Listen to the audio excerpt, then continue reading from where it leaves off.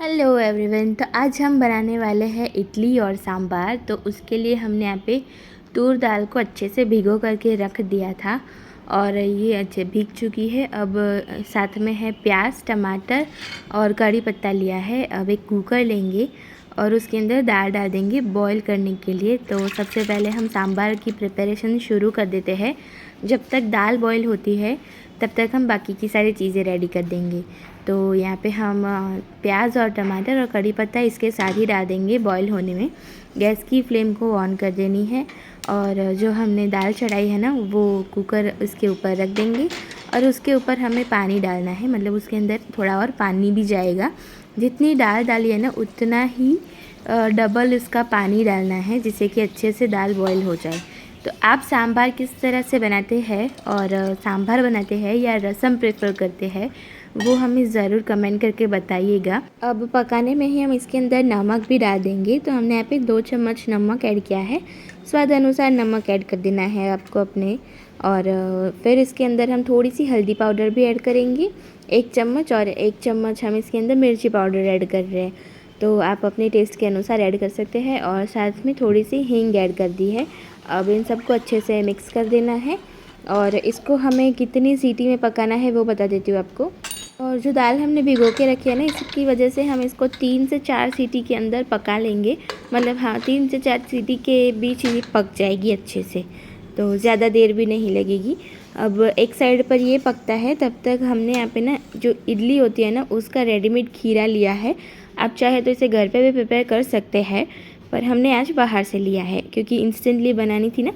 तो इसके अंदर हमने डाल दिया है नमक और एक चुटकी भर थोड़ा सा सोडा डाल देना है और इसे अच्छे से मिक्स कर देंगे। सोडा इसलिए ताकि इडली जो है ना वो अच्छे से फूली फूली बने ना, इसलिए हम सोडा डालते हैं। आप लोग भी ज़रूर डालते ही होंगे। और इसे अच्छे से मिक्स कर देना है, एकदम फेंटते जाना है और मिक्स करते जाना है जिससे कि एकदम फ्लफीनेस आ जाएगी इसके अंदर। और जो इडली का बर्तन होता है ना, इडली बनाने का जो कुकर होता है, वो हम पानी भर करके गैस पर चढ़ा देंगे और उसके अंदर एक प्लेट रख देंगे। तब तक इडली वाली जो प्लेट्स होती है ना वो सारी हम ऑयल से ग्रीस कर देंगे। आप चाहे तो बटर से भी ग्रीस कर सकते हैं, अच्छी लगेगी, पर बटर ना मेल्टेड कई बार अवेलेबल नहीं होता है, तो ऑयल से ही ग्रीस कीजिए। और फिर जो बैटर हमने बनाया है ना वो इसके अंदर 1 चम्मच ही बैटर आता है, तो बस उतना ही बैटर डालना है जितना इडली हो, है ना। तो मुझे तो इडली और सांभर बहुत ज़्यादा पसंद है। जब इसके साथ चटनी जो मम्मी बनाती है ना वो वाले मिल जाए ना तब तो मज़े ही मज़े हो जाते हैं। इडली को हमने बॉईल करने के लिए रख दिया है और वहाँ तक ना हमने जो दाल बॉईल करने के लिए रखी थी ना वो भी बॉईल हो चुकी है। अब क्या करेंगे, इसको हम ब्लेंड करेंगे जिससे कि जो दाल है ना वो एकदम क्रश हो जाएगी और जो दाने दाने होते हैं ना दाल की वो बिल्कुल नहीं रहेंगे और एकदम ही इसके अंदर पानी के अंदर ब्लेंड हो जाएगी।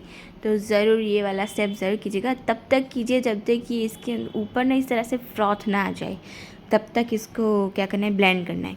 और अब इसके अंदर मसाले कर देंगे। तो धनिया जीरा पाउडर ऐड कर देना है 2 चम्मच भर करके।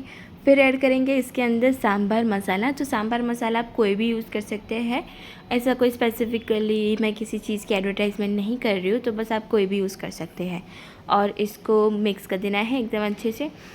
तो ये मिनिमल मसाले से हम सांभर बना रहे हैं और इतना टेस्टी यमी बनता है ना कि हाँ, इसके अंदर ना हम जो ड्रमस्टिक होती है ना वो नहीं यूज़ कर रहे हैं, उसके बिना भी आप सांभर बना सकते हैं। ये वो ट्रिक है, तो आप ये वाली ट्रिक ज़रूर ट्राई करके देखना, बहुत ही बढ़िया सांभर बनता है। तो जब तक सांभर उबलता है तब तक हम इसकी चटनी प्रिपेयर कर देते हैं।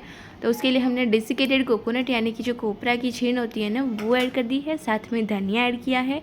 फिर है मिर्ची आप कोई भी यूज़ कर सकते हैं। आप तीखा खाते हो तो तीखा और ना खाते हो तो नॉर्मल। फिर कड़ी पत्ता है और स्वाद अनुसार नमक ऐड कर दिया है और पानी ऐड करके अब इसको अच्छे से पीस लेना है, एकदम बारीक पीसना है। अगर आपके पास डेसिकेटेड कोकोनट ना हो तो आपके पास अगर सूखा कोपरा हो तो उसको भी आप चॉप करके डाल सकते हैं। और फिर इसके अंदर हम डाल देंगे चना दाल जो भुनी हुई होती है ना, यानी कि रोस्टेड चना जो होते हैं वो, और थोड़ा और पानी, और फिर इसे अच्छे से मिक्स कर लेना है, मतलब वापस से इसको पीस लेना है। ये देखिए हमारी चटनी जो है वो तो रेडी हो चुकी है। बस अब इसके अंदर एक चीज़ बाकी है, इसको हम पहले बोल में निकाल देते हैं और थोड़ा और पानी ऐड कर देंगे मिक्सर जार में ऐड करके, फिर वो पानी ऐड कर दीजिए। अब इसके अंदर तड़का लगाना है। तो तड़के के लिए ना हमने यहाँ पे ऑयल गरम करने के लिए रख दिया है। गरम होते ही इसके अंदर ऐड कर देनी है राई, फिर ऐड करेंगे 1 चम्मच जीरा और चुटकी भर इसके अंदर ऐड करेंगे घी। फिर ये जो तड़का है ना हम ये बना रहे हैं चटनी के लिए, तो उसके अंदर ऐड कर देंगे कड़ी पत्ता। कड़ी पत्ता तो डेफिनेटली चटनी में होना ही चाहिए, तभी स्वाद आएगा। और बस इतनी 4-5 चीज़ों के साथ ये वाला जो तड़का है ना हम लगा देंगे हमारी चटनी में, और फिर इंस्टेंटली ना उसको ढक देना है। तो तड़का जो है ना फिर बाद में मिक्स करेंगे, ऊपर से थोड़ा सा उसको ढक देंगे पहले और फिर बाद में मिक्स करना है। अब दूसरी बार हम तड़का रेडी करते हैं, उसके लिए हमने तड़का पैन में वापस से ऑयल ले लिया है और उसको गर्म करने रख देंगे। तो आप ये देख सकते हैं ऑयल का जो लेयर है वो ऊपर चटनी के ऊपर आ गया है।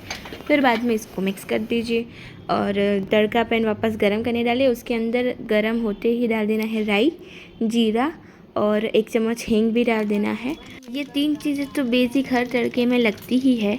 और फिर इसके अंदर ऐड करने हैं 2 सूखी हुई लाल मिर्च, फिर ऐड करेंगे प्याज थोड़ी सी और थोड़े से टमाटर भी ऐड कर देंगे। अब ये वाला जो तड़का है ना वो हम प्रिपेयर कर रहे हैं हमारी सांभर के लिए, तो यमी सा तो होना चाहिए ना।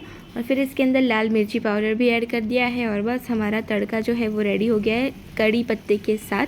तो कड़ी पत्ता भी सांभर में बहुत ज़्यादा मात्रा में जाएगा तो डाल दीजिए, टेस्ट उसी का आएगा।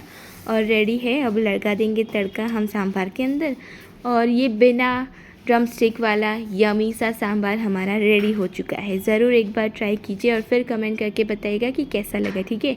याद करके कमेंट ज़रूर कर दीजिए। अगर कोई डाउट हो तो आप उसमें पूछ सकते हैं, मैं आपको सारे जवाब उसमें दे दूँगी। और ये देखिए इडली देख सकते हैं आप, अच्छे से फूल चुकी है और पक चुकी है, अंदर से भी बिल्कुल अच्छे से पक चुकी है। ये हम इसको निकाल देंगे और एकदम गर्मा गर्म है इसलिए अभी पकड़ा नहीं जाएगा वो, तो आप थोड़ी देर के बाद इसको डीमोल्ड कीजिएगा वरना फिर ये जल भी सकते हैं आप इसकी वजह से। तो बस हमारी इडली रेडी हो चुकी है और ठंडी भी हो चुकी है, तो हम इसको डीमोल्ड कर देंगे। तो नाइफ़ की मदद से निकालेंगे, एकदम स्मूथली और बिना चिपके हुए निकलती है क्योंकि हमने ऑलरेडी इसके ऊपर ऑयल लगाया था ना, तो चिपकने का तो कोई सवाल ही नहीं उठता है। और एकदम सॉफ्ट स्पंजी सी इडली बनी है हमारी, आप देख सकते हैं। ये देखिए मैं इसको फोल्ड करके भी दिखाती हूँ आपको, ऐसे स्पंजी होती है ना इडली तभी स्वादिष्ट लगती है। तो आप इसको ऑयल के साथ अकेला भी खा सकते हैं, बहुत ही यमी लगेगा, एक बार ट्राई करके देखना। और ये चटनी रेडी हो गई है, साथ में इडली भी रेडी है और सांभर भी रेडी है। तो बस सब कुछ सर्व कर लेंगे गर्मा गर्म, और सांभर जितना गर्म होगा ना उतना ही स्वाद आएगा आपको इडली सांभर का। गर्मा गर्म सांभर भी सर्व कर लेंगे। तो आप लोग शेयर कीजिए, फॉलो सब्सक्राइब ज़रूर की दीजिएगा और लाइक कीजिए। और आपकी कमेंट्स ना वो हमारे लिए बहुत ज़्यादा मैटर करती है, तो ज़रूर कमेंट करिएगा कि आपको रेसिपी पसंद है कि नहीं है। और मेरी चैनल पे जाके ना और भी रेसिपीज़ है वो भी आप ज़रूर देखिएगा, ठीक है। और मिलते हैं आप लोगों से अगले व्लॉग में, तब तक के लिए जय Shri Krishna, bye bye, take care.